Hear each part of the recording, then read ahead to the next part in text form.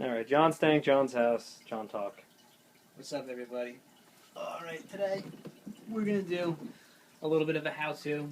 You're looking there at my newbie, as you can see, he's absolutely covered in bearded algae. Used to be worse. Yeah, it used to be a lot worse. I got a new job. I was gone 12 hours a day, every day for a couple of weeks.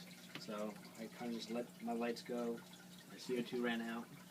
Imbalances like that in your aquarium are going to do things like cause algae. And beard algae is probably one of the worst types of algae you can get because no type of algae eater, except for one, will eat it. We'll go over the ways of how to get rid of it, but I actually first want to say how it happens, like John said.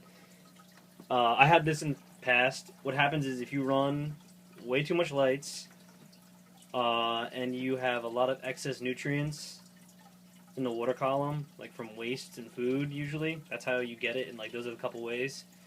But like you got to put on your lights for a while, and that's how you usually get it. But anyway, John has it. And it used to be a lot worse, and we're going to go over the ways to get rid of it. Yeah, you see them on there, they're mounted at it right now. No. Those are called flying foxes. They're the only type of fish that eats beard algae as a staple in their diet. So, I mean, they don't just eat algae, but they're one of the only fish that will go over and they actually like it. Like, none of my other fish in this tank will even touch that stuff. Shrimp won't eat it. Otto catfish and other types of suckermouth catfish, they won't eat it either because their suckermouths can't get it off. Yeah. Do the flying foxes have teeth, or are they just really like? I know they have barbels in the front, but I think Looking fast. I'm not really too sure about the teeth, but they grip it. You can watch them when they do it; they like yank it off. Yeah. So like a fish like an otter wouldn't be able to do that. And another thing too with beard algae, if you try pulling it off yourself, you kind of can't. It kind of goes with the plant. So these guys are doing their job really well. I commend John for picking them up and finding them. Yeah, we'll go through. We'll give you guys updates so you can see because it's probably already 50% gone in about 10 days time since I started treating it. And this is the other thing that you can do. Got it over here. We got some Flourish Excel. I got the big ass one because it's cheaper to get it that way. I'll get a little close up on it. Excel. There's a bunch of Flourish kind of products, but remember Excel. Yeah. And what this is it's liquid carbon, but it also acts as an algicide. So because it's made up of two different compounds, and You only got to know is it's an algicide and also provides CO2 to your plants. Right. So best way, and you can do this for other types of algae too, not just beard algae. You can get a turkey baster. You can take out, it'll tell you how many milliliters is in a serving. Usually, for your tank size, if you want to kill algae, you do 2 to 3 times the amount that's recommended by Flourish Excel. Mm-hmm. And you can just go down. So, like, if I was going to do this right now, I would take out 2 to 3 times of the size. I would go right down, and I would just push it all out or right onto the algae. And then every day you do a different leaf, or just work your way around the tank. And you can notice most types of algae will turn red when they start to die.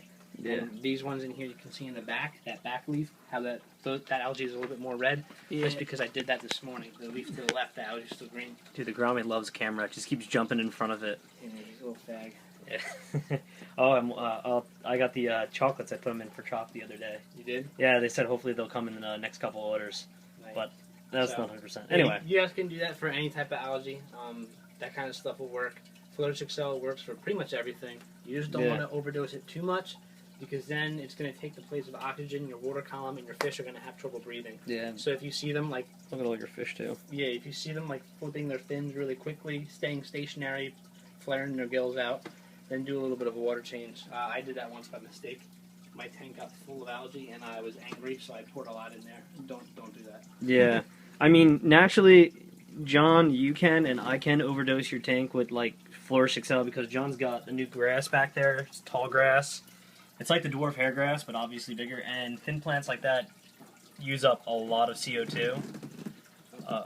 Like The higher the light, the more CO2 consumption. easy. And those are highlight plants, but they're thinner and they can process it faster too, so they'll take it up a lot faster as well, which is really the cool part about it.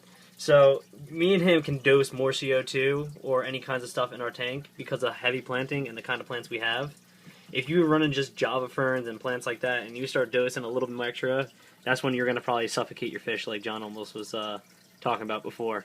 But be careful. Stick to a double dose of whatever's recommended and then slowly work your way up.